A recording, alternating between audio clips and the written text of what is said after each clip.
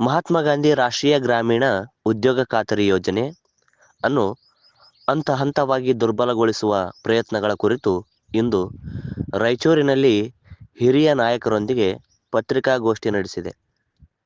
ಈ ಪ್ರಯತ್ನವು ಗ್ರಾಮೀಣ ಭಾರತದ ಲಕ್ಷಾಂತರ ಜನರ ಬದುಕಿಗೆ ಭಾರೀ ಹೊಡೆತ ನೀಡಲಿದ್ದು, ಪತ್ರಿಕಾಗೋಷ್ಠಿಯಲ್ಲಿ ಜಿ. ಕುಮಾರ್ ನಾಯಕ್ ಪ್ರಸ್ತಾಪಿಸಿದ ವಿಷಯಗಳು ಹೀಗಿವೆ. ಪ್ರಸ್ತಾವಿತ ಬದಲಾವಣೆಗಳು: ಗ್ರಾಮೀಣ ಕುಟುಂಬಗಳಿಗೆ ಉದ್ಯೋಗಗಳನ್ನು ಹಕ್ಕಿನಂತೆ ಖಾತ್ರಿ ನೀಡುವ, ಮಹಾತ್ಮ ಗಾಂಧಿ ನರೇಗಾದ ಮೂಲ ತತ್ವವನ್ನೇ ತೆಗೆದುಹಾಕಿ ಯಾವ ಗ್ರಾಮಗಳಿಗೆ ಕೆಲಸ ಅರ್ಹ ಎಂದು ಕೇಂದ್ರ ಸರ್ಕಾರ ತೀರ್ಮಾನಿಸುವ ಆಯ್ಕೆಯ ಹಾಗೂ ವಿವೇಚನಾತ್ಮಕ ವ್ಯವಸ್ಥೆಯನ್ನು ತರುತ್ತಿದೆ.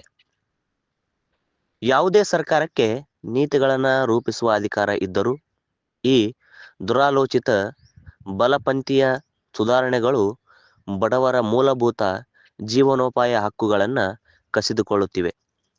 ಇದೇ ಸಮಯದಲ್ಲಿ ಶ್ರೀಮಂತ ಕಾರ್ಪೊರೇಟರ್ಗಳಿಗೆ ಸಾವಿರಾರು ಕೋಟಿ ರೂಪಾಯಿ ಸಾಲ ಮನ್ನಾ ಮತ್ತು ತೆರಿಗೆ ಸಡಿಲಿಕೆಗಳನ್ನು ನೀಡಲಾಗುತ್ತಿದೆ.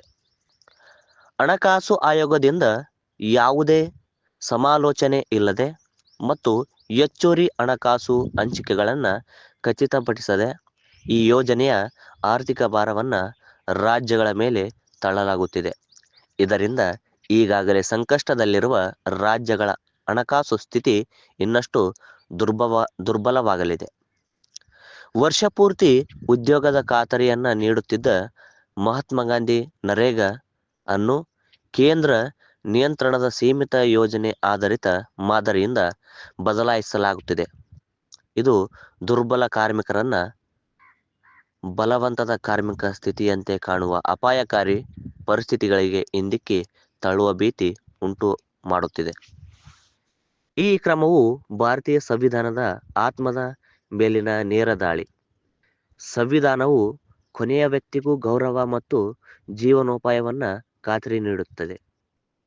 ಗ್ರಾಮೀಣ ಭಾರತದ ಅತ್ಯಂತ ಮಹತ್ವದ ಸಾಮಾಜಿಕ ಭದ್ರತಾ ಜೀವನಾಡಿಯನ್ನು ಕಸಿದುಕೊಳ್ಳುವ ಈ ಕ್ರಮವನ್ನು ನಾವು ದೃಢವಾಗಿ ತಿರಸ್ಕರಿಸುತ್ತೇವೆ.